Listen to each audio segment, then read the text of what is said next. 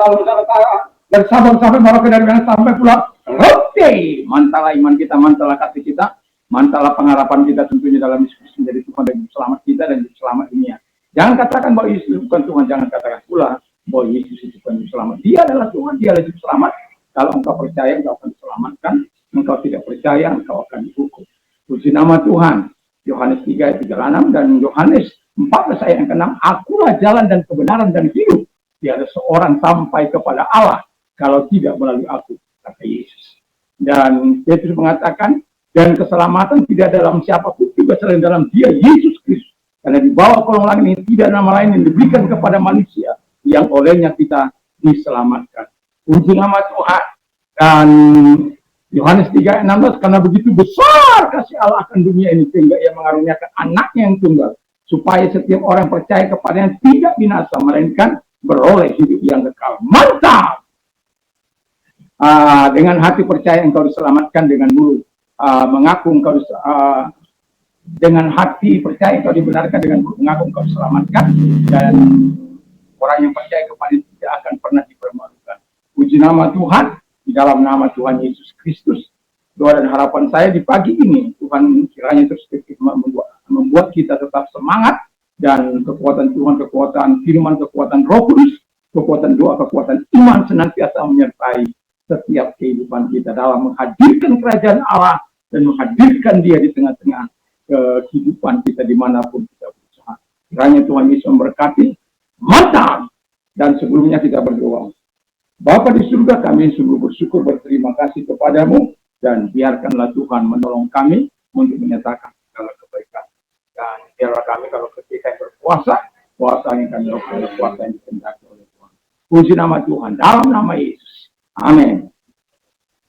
Saya akan membacakan Yesaya 58 ayat 6 sampai dengan 8. Bukan, berpuasa yang kukehendaki ialah supaya engkau membuka belenggu-belenggu kealiman dan melepaskan tali kuk, supaya engkau memerdekakan orang yang teraniaya dan mematahkan setiap kuk, supaya engkau memecah-mecahkan rotimu bagi orang lapar dan membawa ke rumahmu orang miskin yang tak punya rumah.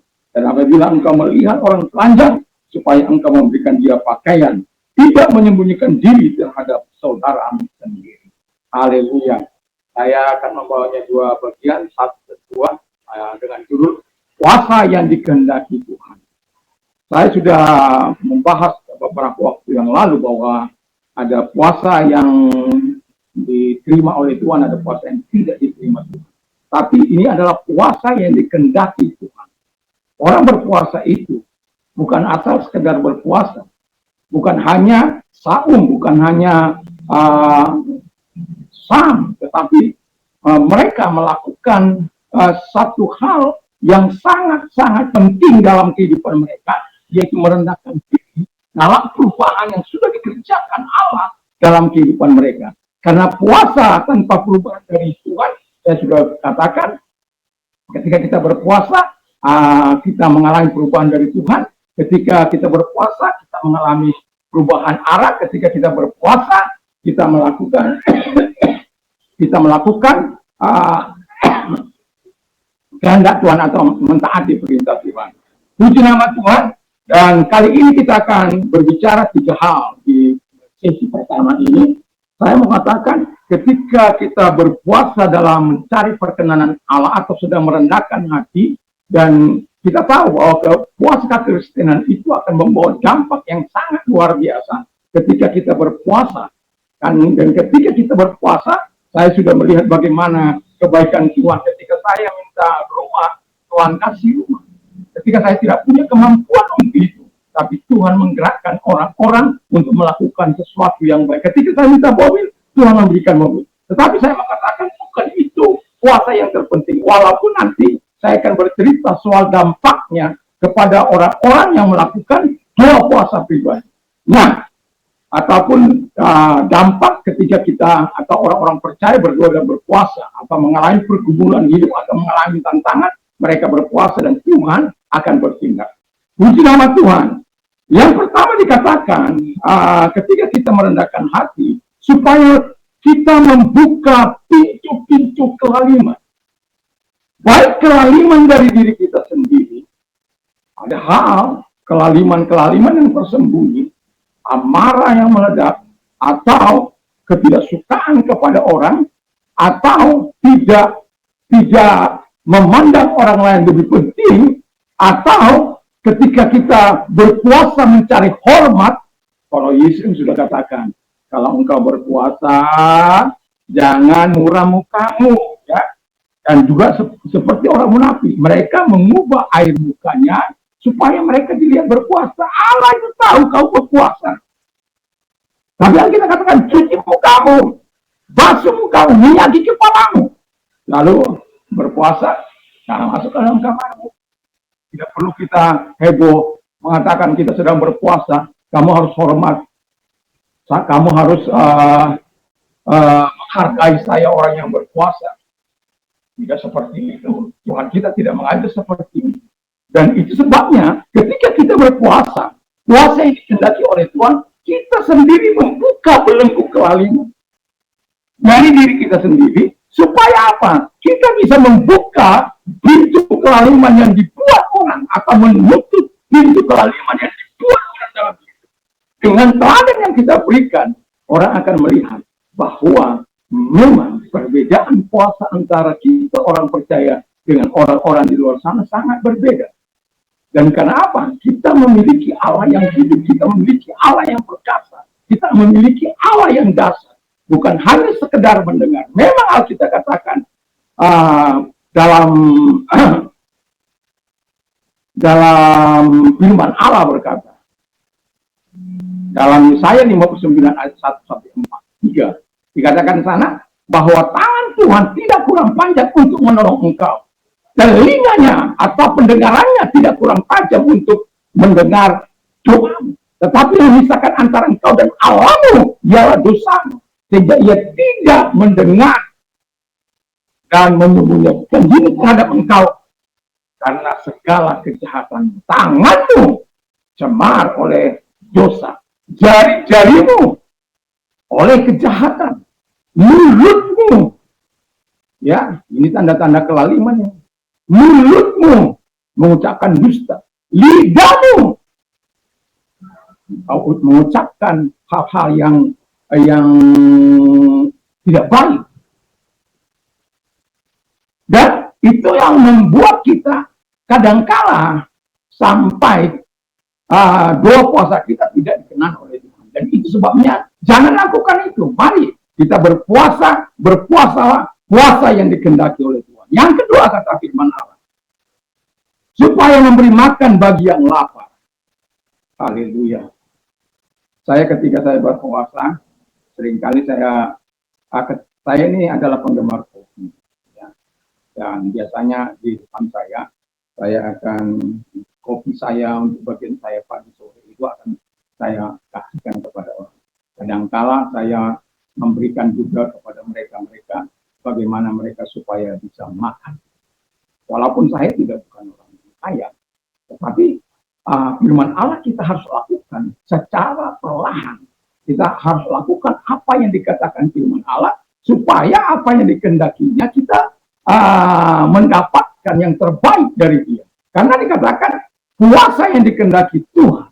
Jadi kalau puasa itu mau dikehendaki oleh Tuhan, lakukan sesuai dengan apa yang diperintahkan Tuhan. Jangan lakukan sesuai dengan keinginanmu. Jangan lakukan mengganggu orang lain.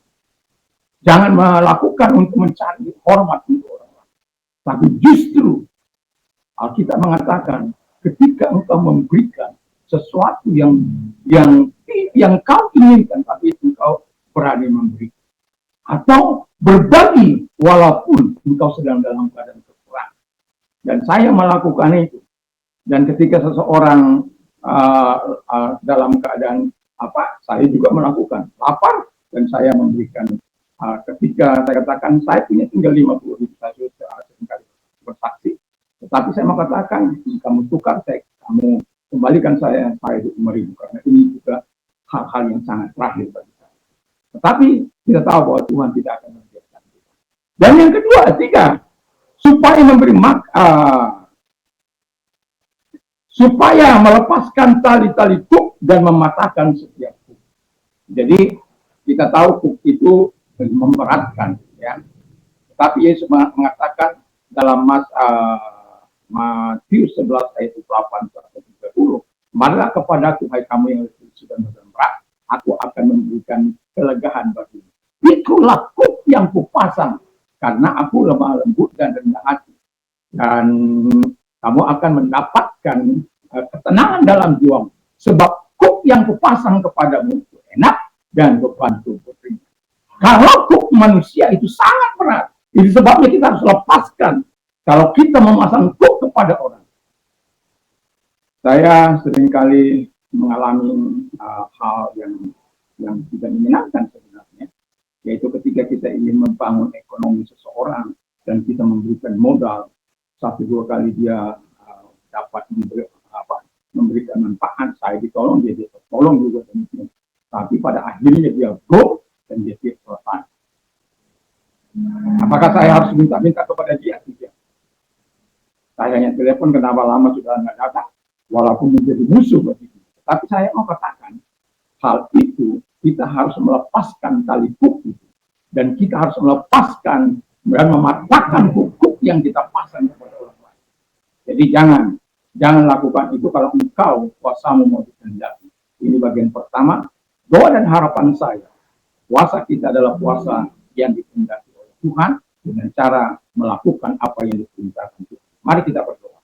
Terima kasih Tuhan, biarlah firman-Mu senantiasa menolong kami untuk melakukan perintah-Mu.